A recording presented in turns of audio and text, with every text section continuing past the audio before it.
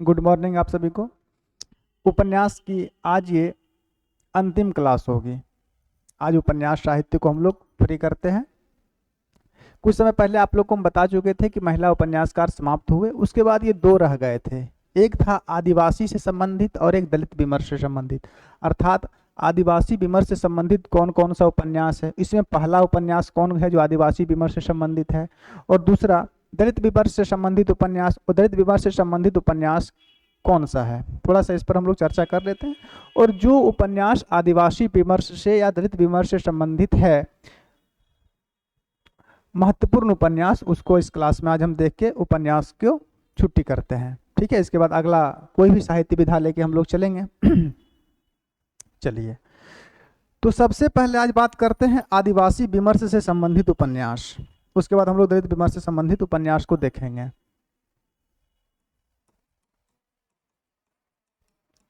आदिवासी विमर्श से संबंधित उपन्यास। आदिवासी विमर्श से संबंधित उपन्यास क्या होता है? ऐसा उपन्यास जिसमें आदिवासियों के जनजीवन का चित्रण हो। आदिवासी उपन्यास की जो कथा वस्तु हो वो आदिवासियों पर आधारित हो। उस उपन्यास में आदिवासियों के जनजीवन का, उसके सामाजिक, उसके आर्थिक, उसके ऐतिहासिक, उसके भौगोलिक आदि समस्याओं या भौगोलिक आदि क्षेत्रों का चित्रण हो, या उनमें उनकी समस्याओं को दिखाया गया हो और उनके जनजीवन का पूर्ण रूप से चित्रण हो, उसे आदिवासी विमर्श से संबंधित उपन्यास हम लोग कहते हैं। तो आदिवासी विमर्श से संबंधित बात है कि प्रथम उपन्यास कौन सा है और किसका है, प्रकाशन वर्ष क्या है, इसमें क्या है। तो आदिवासी विमर्श से संबंधित पहला उपन्यास कचनार है, जो वृंदावन लाल वर्मा जी का उपन्यास है। कचनार आप लोग को हम पढ़ाए होंगे, लेकिन उस समय ये नहीं बताए होंगे कि ये किससे संबंधित है। वृंदावन लाल वर्मा जब पढ़ा रहे थे तो वहाँ कचनार लिखाए होंगे आप लोग को। तो कचनार जो है, जिसका प्रकाशन वर्ष 1947 ईस्वी है, वो आदिवासी विमर्श से संबंधित उपन्यास है। तो इसको इस तरह से करते हैं, पहले उपन्यास का नाम लिख लेते हैं और उसके बाद उस उपन्यास का प्रकाशन वर्ष क्या है, उसके रचनाकार क्या हैं और उसमें महत्वपूर्ण क्या बातें हैं, उनको हम लोग देखते हैं।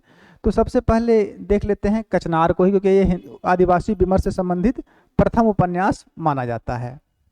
नंबर 1 में लिखिए कचनार। कचनार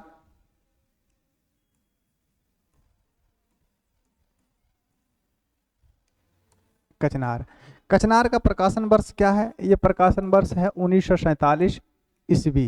इसका प्रकाशन वर्ष 1947 ईस्वी है कचनार का। कचनार किसकी रचना है? तो कचनार है वृंदावन लाल वर्मा की रचना। किसकी है? वृंदावन लाल वर्मा जी का ये उपन्यास है। ठीक है, ये हो गए उपन्यास, ये इसका प्रकाशन वर्ष और ये उपन्यासकार अर्थात रचनाकार है। ठीक है, एक बात इसके बारे में याद रखिए आप लोग कि ये हिंदी आदिवासी विमर्श से संबंधित हिंदी का पहला उपन्यास है। आदिवासी विमर्श पर आधारित, आदिवासी विमर्श पर आधारित हिंदी का प्रथम उपन्यास। आदिवासी विमर्श पर आधारित यह हिंदी का प्रथम उपन्यास माना जाता है। कौन? कचनार। इसमें है क्या? इसमें धामोली जगह है, धामोली के गोंड जनजाति का चित्रण है। लिख सकते हैं एक लाइन में। पहला उपन्यास है ये हिंदी का जो दलित विमर्श से संबंधित है, तो इसलिए इसके बारे में थोड़ा जानना आवश्यक है। तो लिख सकते हैं धामोली क्षेत्र के गोंड जनजाति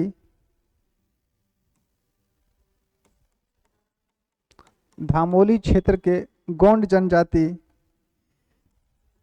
का चित्रण है। इसमें धामोली क्षेत्र के गोंड जनजाति का चित्रण है। इसकी नायिका कचनार है, ये याद रखेंगे थोड़ा सा, अगर पूछे जो महत्वपूर्ण उपन्यास और पहला उपन्यास है जो आदिवासी विमर्श से संबंधित है, तो नायिका का नाम पूछा जा सकता है, तो इसकी नायिका ही कचनार है।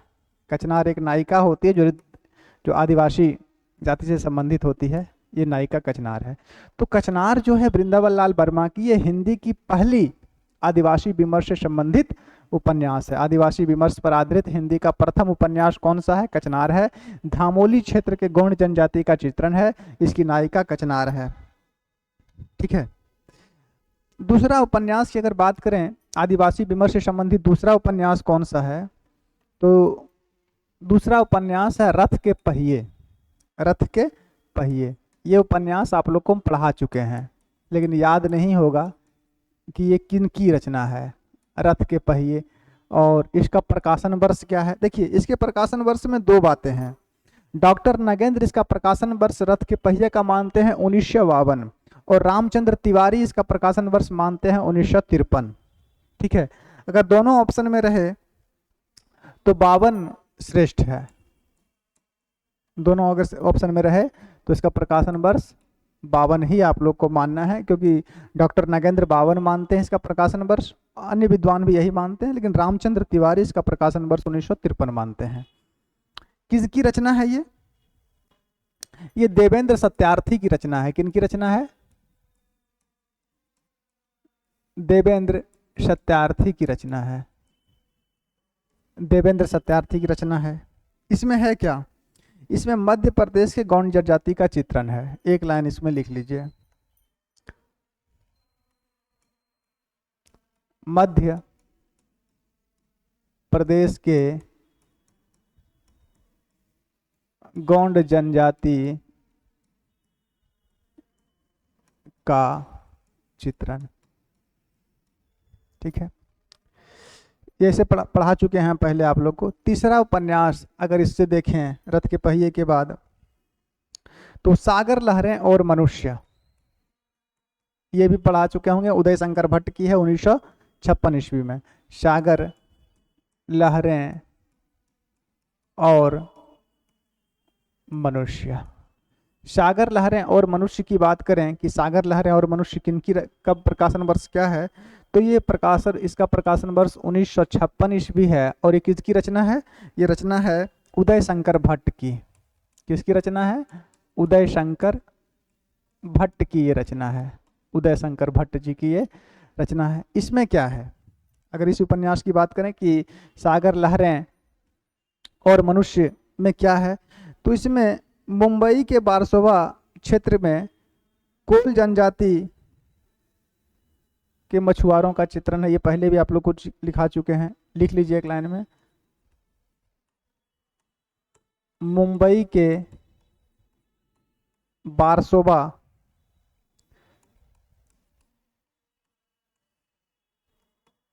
क्षेत्र के, मुंबई के बारसोवा क्षेत्र के कौली जनजाति, कौन सी जनजाति?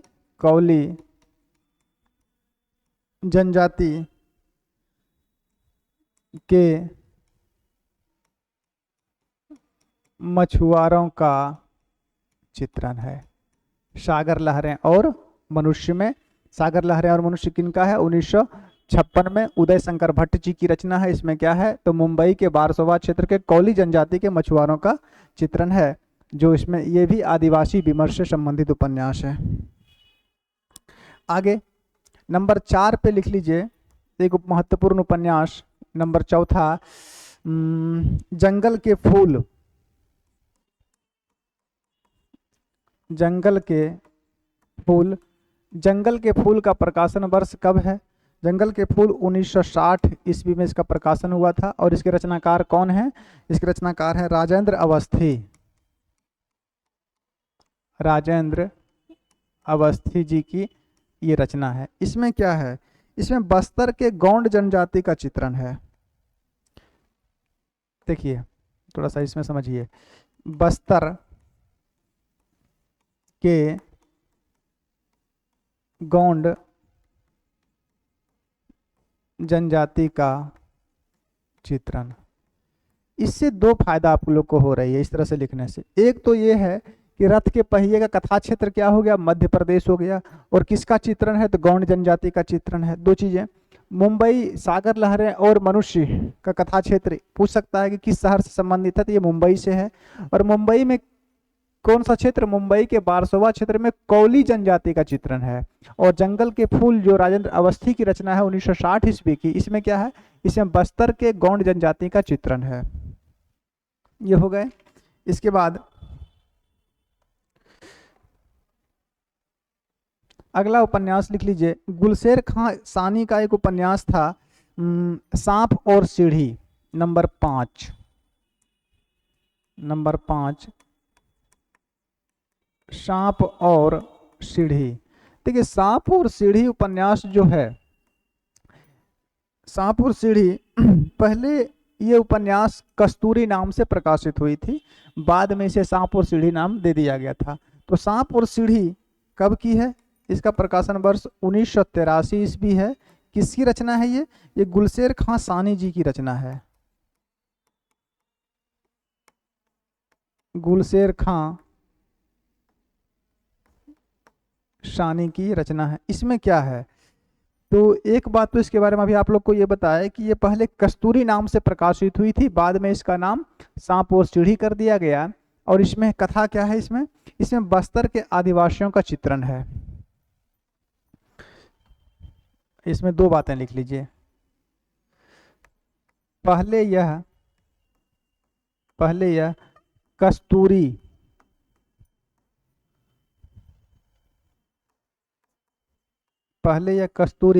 नाम से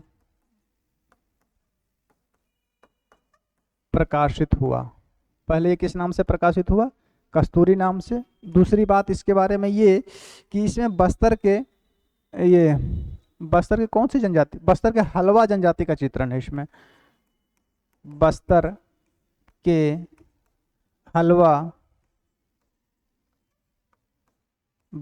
हलवा जनजाति का चित्रण, बस्तर के हलवा जनजाति का चित्रण है इस उपन्यास में।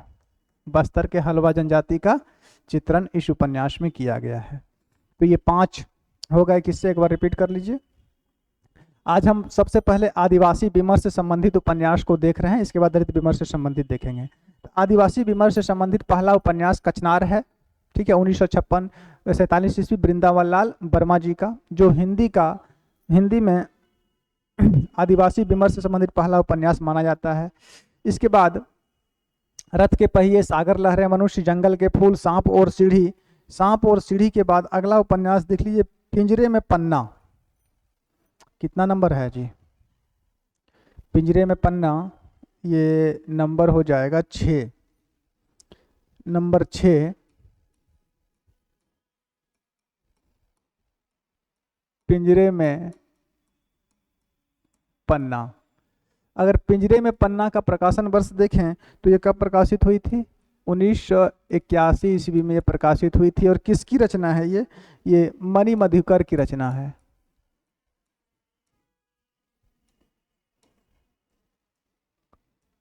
मणि मधुकर की ये रचना है। इसमें क्या है, इस उपन्यास में, अगर इस उपन्यास की विषय वस्तु को देखें तो पिंजरे में पन्ना उपन्यास में राजस्थान के गाड़िया लुहारों का चित्रण है। राजस्थान के गाड़िया लुहारों का चित्रण। देखिए गाड़िया लुहार क्या होते हैं, लुहार का मतलब हुआ कि वैसे लोग जो लोहा का कार्य करते हैं, लोहे को से औजार बनाते हैं। और गाड़िया लुहार क्या होता है, जो घूम घूम कर इसका व्यापार करते हैं, गाड़ियों से चलते हैं, आज इस स्थान पर हैं, कल उस स्थान पर चले गए, वहाँ के बाजार हाट में जाके अपने लोहे से बने सामग्री को बेचे, फिर वहाँ से निकल के अगले स्थान पर चले गए, तो वो गाड़िया लुहार कहलाते हैं। तो पिंजरे में पन्ना 1981 ईस्वी मणि मधुकर की है। इसमें क्या है, गाड़िया, राजस्थान के गाड़िया लुहारों का चित्रण है। अगला उपन्यास इनका है शैलूष, नंबर 7। नंबर 7 में कौन सा उपन्यास देख रहे हैं हम लोग? शैलूष देख रहे हैं। ये ऐसे उपन्यास ये हम देख चुके हैं। शैलूष, शैलूष किसका है और कब है? शैलूष 1986 ईस्वी का है और ये मेरे ख्याल से शिव प्रसाद सिंह जी का है ना। शैलूष शिव प्रसाद सिंह, शिव प्रसाद सिंह जी का ये उपन्यास है, शैलूष शिव प्रसाद सिंह। इसमें क्या है? इसमें नट जनजाति का चित्रण है। नट जनजाति समझते हैं? देखते हैं रस्सी पर वो कुछ करतब दिखाते रहते हैं, वो नट जनजाति कहलाते हैं। रस्सी पर चलना, ठीक है, या वैसे वैसे कुछ बाजार हाटों में जाके करतब दिखाते रहते हैं, तो वैसे जो लोग करतब दिखाते हैं वो नट जनजाति के होते हैं। तो इसमें क्या है? नट जनजाति का चित्रण है, नट जनजाति का चित्रण है इस उपन्यास में। अगला उपन्यास इनका देख लीजिए, नंबर 8। शैलूष के बाद अलमा कबूतरी। अलमा कबूतरी, अलमा कबूतरी का प्रकाशन वर्ष क्या है? अलमा कबूतरी का प्रकाशन वर्ष था 2000 ईस्वी। जो महत्वपूर्ण है बस उसको ही यहाँ लिखाए हैं। अलमा कबूतरी प्रकाशन वर्ष 2000 ईस्वी का है। ये किनकी रचना है? ये अलमा कबूतरी मैत्रेय पुष्पा की है। मैत्रेय पुष्पा जी की ये रचना है अलमा कबूतरी। इसमें किसका चित्रण है? अलमा कबूतरी में, अलमा कबूतरी में बुंदेलखंड के आदिवासियों का चित्रण है। बुंदेलखंड के आदिवासियों का चित्रण है इसमें। इसके बाद 8 हो गए, 2 और कम से कम लिख लीजिए। सभी मोस्ट उपन्यासकार आप लोग को आज हम जो आदिवासी विमर्श से संबंधित हैं वो लिखा दिए हैं। ग्लोबल गांव का देवता, ये पूछा भी गया है। ग्लोबल गांव के देवता, ये उपन्यास कब प्रकाशित हुई थी? 2009 में। कब प्रकाशित हुई थी? 2009 में। किनकी है ये? ये रानेन्द्र की है। किनकी रचना है ये? रानेन्द्र की है। क्या है इस उपन्यास में? ग्लोबल गांव के देवता में इसमें असुर आदिवासियों का चित्रण है। एक आदिवासी होते हैं असुर, एक आदिवासी होते हैं हिडिंब, एक आदिवासी होते हैं हो। आदिवासियों में कोई एक दो नहीं है, मुंड हैं, संथाल हैं, वो सभी भी इसमें आते हैं। तो इसमें असुर आदिवासियों का चित्रण है। अब असुर का मतलब आप लोग राक्षस मत समझ लीजिएगा। असुर ये आदिवासी एक हैं। असुर आदिवासियों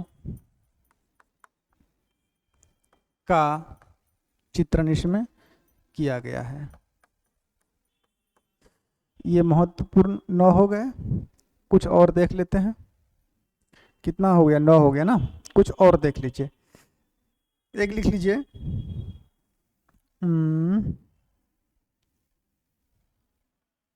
धार, ये भी महत्वपूर्ण उपन्यास है। धार, धार का प्रकाशन वर्ष क्या है? धार का प्रकाशन वर्ष है 1990 ईस्वी। कब की है ये? 1990 ईस्वी। किसकी है ये? संजीव का उपन्यास। संजीव महत्वपूर्ण उपन्यासकार भी हैं, समकालीन उपन्यासों में ये महत्वपूर्ण उपन्यासकार भी हैं संजीव। संजीव की है। इसमें क्या है धार में? इसमें संथाल परगना यानी झारखंड, संथाल परगना के आदिवासियों का चित्रण है। इसमें किसका चित्रण है? संथाल परगना के आदिवासियों का चित्रण।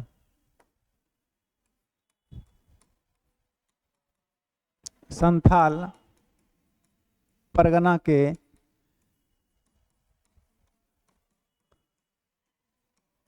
आदिवासियों का चित्रण इस उपन्यास में किया गया है। और लिख लीजिए कुछ। नंबर 11, नंबर 11 में लिख लीजिए जंगल के आसपास। ये भी आदिवासी विमर्श से संबंधित उपन्यास है। जंगल के आसपास। जंगल के आसपास उपन्यास का प्रकाशन हुआ था 1982 ईस्वी में। कब हुआ था? 1982 ईस्वी में। और ये किसकी रचना है? ये राकेश वत्स की रचना है। किसका उपन्यास है ये?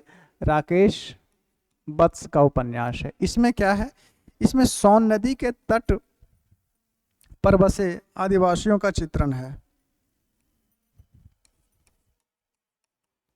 सोन नदी के तट पर मतलब सोन नदी के किनारे, सोन नदी के तट पर बसे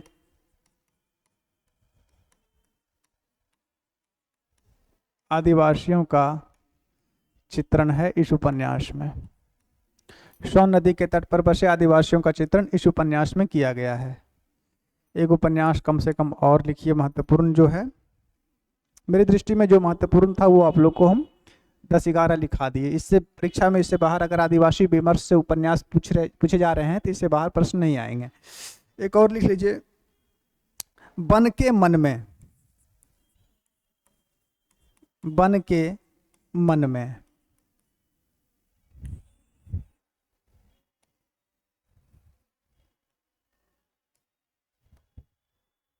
नंबर 12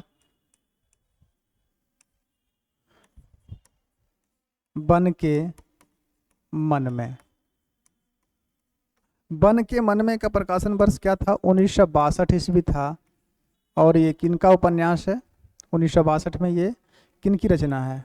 1962 ईस्वी में ये रचना है योगेंद्र नाथ सिन्हा का। योगेंद्र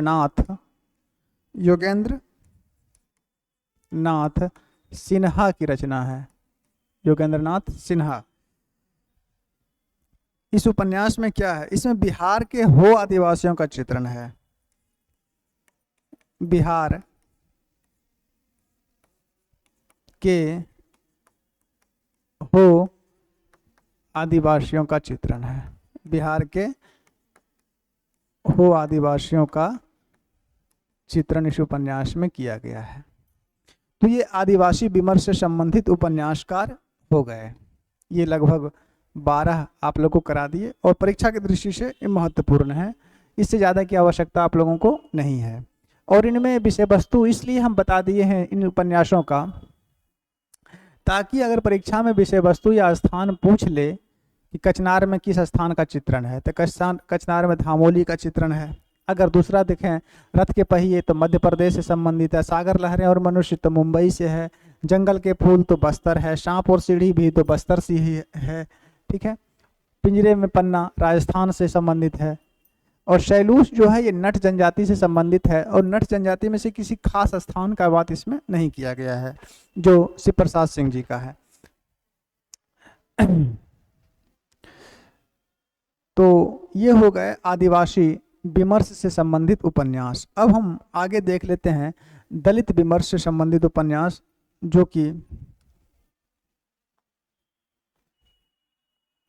ये दूसरा नंबर जो है दलित विमर्श से संबंधित उपन्यास। इसको भी आज इसी क्लास में फ्री कर देते हैं ताकि उपन्यास पूर्ण रूपेण फ्री हो जाए। अब कुछ और आप लोग के मन में अगर प्रश्न रहेगा तो मेरा नंबर है ही, आप लोग उस पर व्हाट्सएप करके या वीडियो में भी कमेंट करके आप लोग पूछ सकते हैं।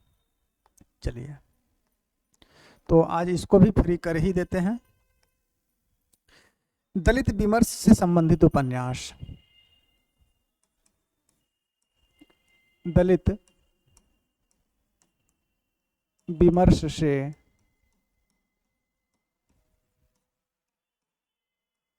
संबंधित उपन्यास। अगर दलित विमर्श से संबंधित उपन्यास की बात करें कि दलित विमर्श से संबंधित उपन्यास कौन कौन सा है और पहला उपन्यास कौन है, देखिए दलित विमर्श से संबंधित उपन्यासों में थोड़ी सी दिक्कत है।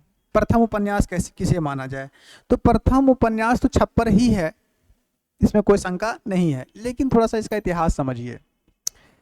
रामजी लाल, ऐसे समझा देते हैं आप लोग को।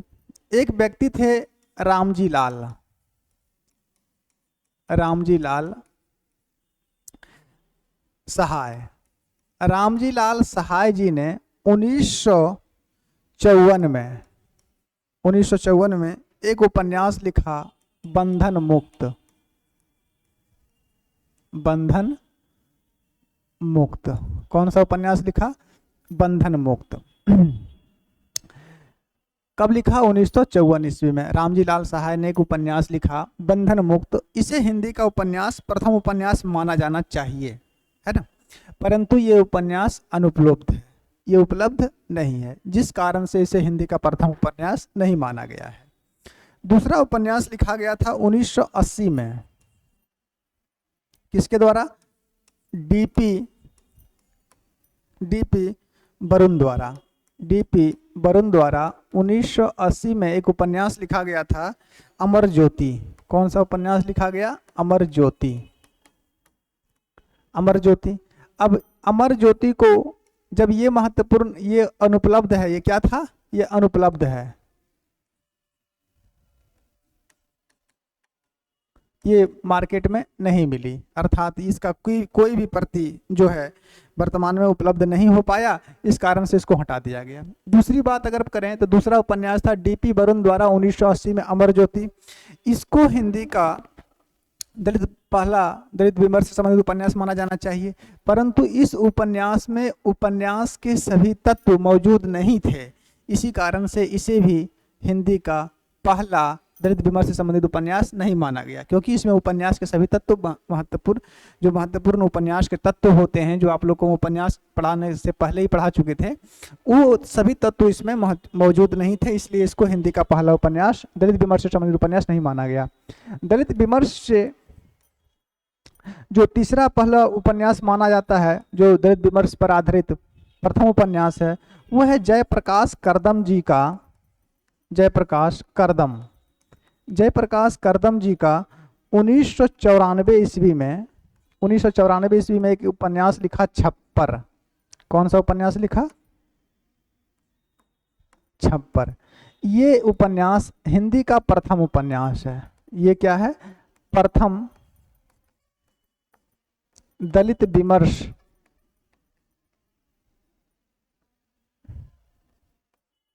उपन्यास। बातें समझ में आ गई? क्या दिक्कत था? रामजी लाल सहाय 1954 में बंधन मुक्त उपन्यास लिखे, तो बंधन मुक्त उपन्यास लिखने के बाद यह उपन्यास वर्तमान में उपलब्ध नहीं हो पाया, वर्तमान समय में ये उपन्यास उपलब्ध नहीं है, जिस कारण से इसे हिंदी का प्रथम उपन्यास, प्रथम दलित विमर्श से संबंधित उपन्यास नहीं माना गया।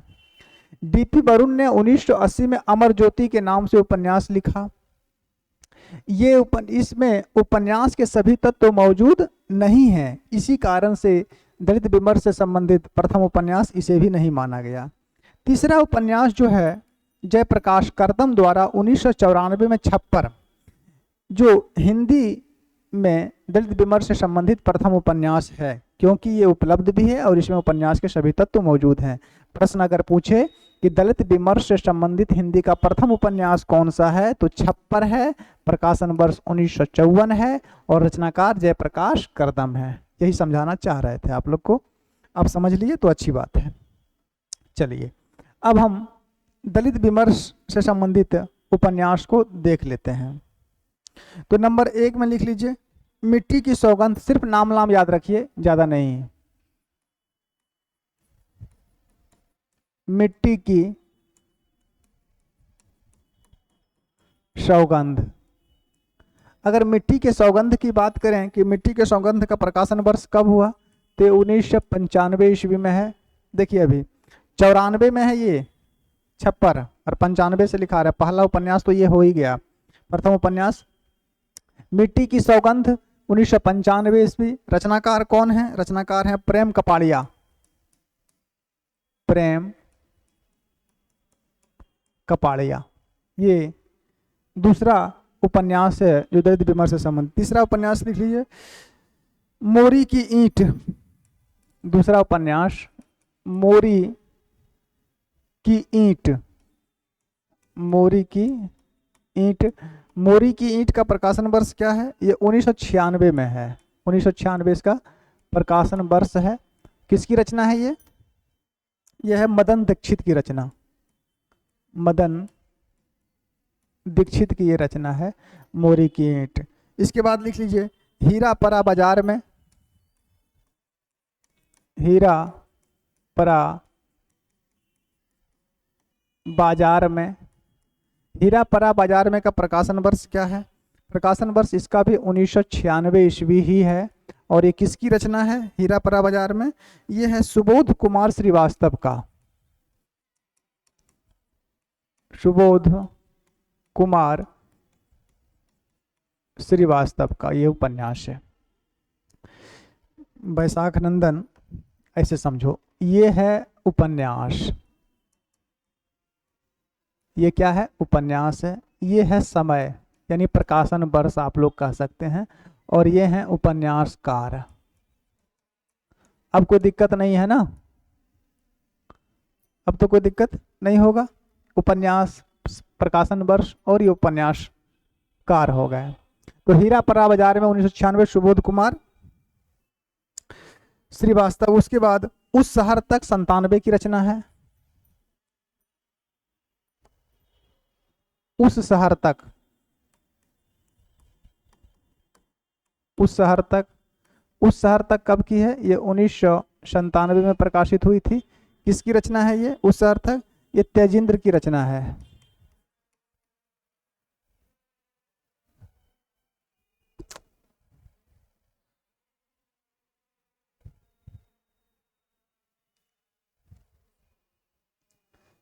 किसकी रचना है ये? तेजिंदर की रचना है। तेजिंदर की है 97 में। नंबर 5 पर आ जाइए। जस्तस भई सबेर। जस्तस भई सबेर। जस्तस भई सबेर कब की है? ये 1998 ईस्वी में प्रकाशित हुई थी और महत्वपूर्ण उपन्यास है। और ये सत्य प्रकाश का उपन्यास है। रचनाकार कौन है? उपन्यासकार हैं सत्य प्रकाश। जस्तस भई सबेर के बाद हिडिंब, महत्वपूर्ण उपन्यास है ये भी। हिडिंब,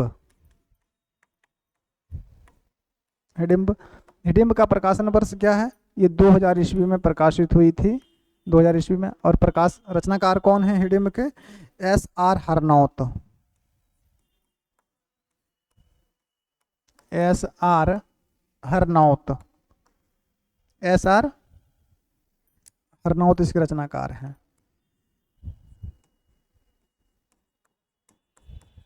S.R. हरनौत। नंबर 7 में आ जाइए। S.R. हरनौत के बाद मुक्ति पर्व, महत्वपूर्ण उपन्यास है ये भी। मुक्ति पर्व, मुक्ति पर्व का प्रकाशन वर्ष क्या है? 2002 में है ये, 2002 ईस्वी में। और रचनाकार कौन है मुक्ति पर्व के? मोहनदास नेमिसराय हैं, ये आप लोग को पता होगा। मोहनदास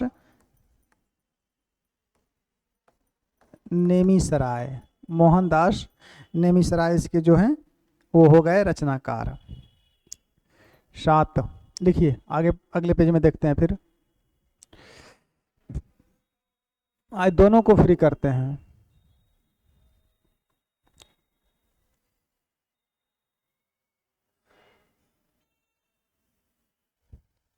हो गया, नंबर 7 हो गया।